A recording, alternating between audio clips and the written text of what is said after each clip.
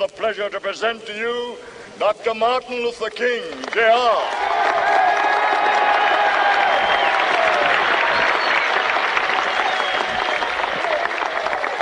I am happy to join with you today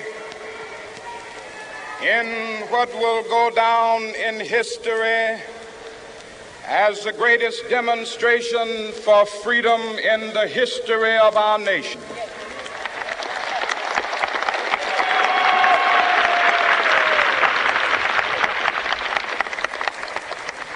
Five score years ago,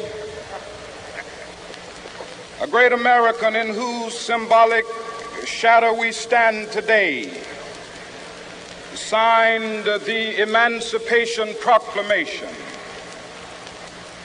This momentous decree came as a great beacon light of hope to millions of Negro slaves who had been seared in the flames of withering injustice.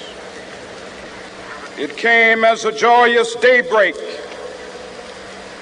to end the long night of their captivity. But 100 years later, the Negro still is not free. 100 years later, the life of the Negro is still sadly crippled by the manacles of segregation and the chains of discrimination. 100 years later, the Negro lives on a lonely island of poverty. I have a dream that one day this nation will rise up and live out the true meaning of its creed. We hold these truths to be self-evident, that all men are created equal.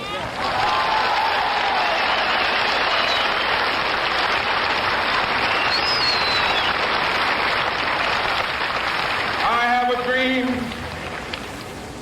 that one day on the red hills of Georgia, the sons of former slaves and the sons of former slave owners will they be able to sit down together at the table of brotherhood. I have a dream that one day, even the state of Mississippi, a state sweltering with the heat of injustice, sweltering with the heat of oppression, will be transformed into an oasis of freedom and justice. I have a dream. My four little children will one day live in a nation where they will not be judged by the color of their skin, but by the content of their character. I have a dream today.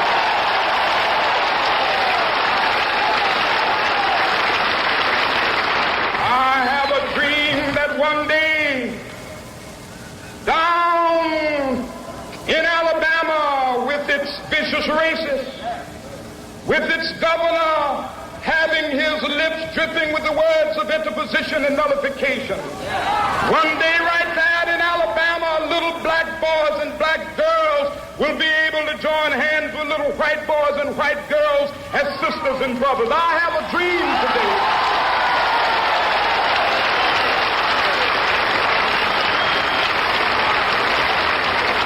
I have a dream that one day every valley shall be exalted, and every hill and mountain shall be made low. The rough places will be made plain, and the crooked places will be made straight, and the glory of the Lord shall be revealed, and all flesh shall see it together. This is our hope. This is the faith that I go back to the South with. With this faith, we will be able to hew out of the mountain of despair a stone of hope. With this faith, we will be able to transform the jangling discords of our nation into a beautiful symphony of brotherhood. With this faith, we will be able to work together, to pray together, to struggle together, to go to jail together, to stand up for freedom together, knowing that we will be free one day.